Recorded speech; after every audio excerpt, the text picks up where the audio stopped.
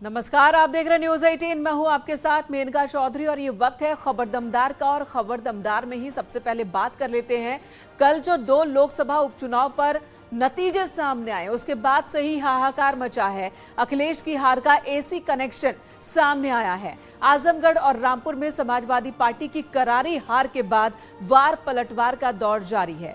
जमकर सियासी बयानबाजी हो रही है। विपक्षी नेता अखिलेश यादव पर तंज कस रहे हैं कि अगर एसी कमरे से बाहर निकलते तो हार नहीं होती। वहीं शिवपाल भी यही कह रहे हैं कि हार की वजह सबको पता है। तो मायावती का मुस्लिम दलित फॉर्मूला सामने आया है, उस पर भी करेंगे बात। और अखिलेश के मुस्लिम यादव फॉर्मूले पर मायावती का ये फॉर्मूला भारी पड़ता दिख रहा है। तो अपने और विपक्ष, अखिलेश पर निशाना सबकी ओर से। जहां विपक्ष कह रहा है कि ये अखिलेश यादव का अहंकार था जो हार मिली समाजवादी पार्टी को, तो वहीं पर अपने गठबंधन के सहयोगी कह रहे हैं कि एसी कमरे में बैठे रहे और इसी वजह से हार का सामना करना पड़ रहा है बार बार।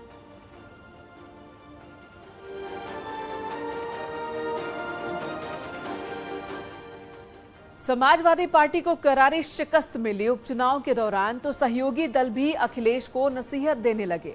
एसबीएसपी अध्यक्ष ओम प्रकाश राजभर ने अखिलेश यादव को इन हारों से सबक लेने के लिए कहा और कहा कि एसी कमरे से बाहर निकलिए, जमीन पर उतरिए। राजभर ने कहा कि 24 घंटे चुनावी मोड में रहने वाली बीजेपी से मुकाबला करना है तो जनता के बीच रहकर ही ये मुकाबला हो सकता है। जनता के मुद्दों को उठाने से ही कामयाबी मिल सकती है। समाजवादी पार्टी के राष्ट्रीय अध्यक्ष को इस हार से सीख लेनी चाहिए और इसी कमरे से निकल करके धरातल पे चल के संगठन का काम लोगों को लेकर के मिलकर करना चाहिए।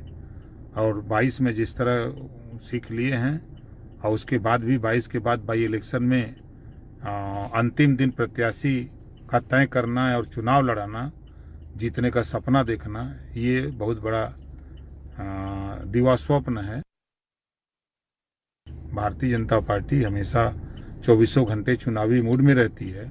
उससे चुनाव लड़ना है, जीतना है, तो फिर समाजवादी पार्टी गठबंधन के सभी साथियों को मिल करके एसी से निकल करके धरातल पे चल करके जो गरीब, कमजोर, पिछड़े, दलित, वंचित, किसान, नौजवान, बेरोजगार हैं, उनको अपने साथ जोड़ने की जरूरत है, तभी हम मुकाबला कर सकते हैं।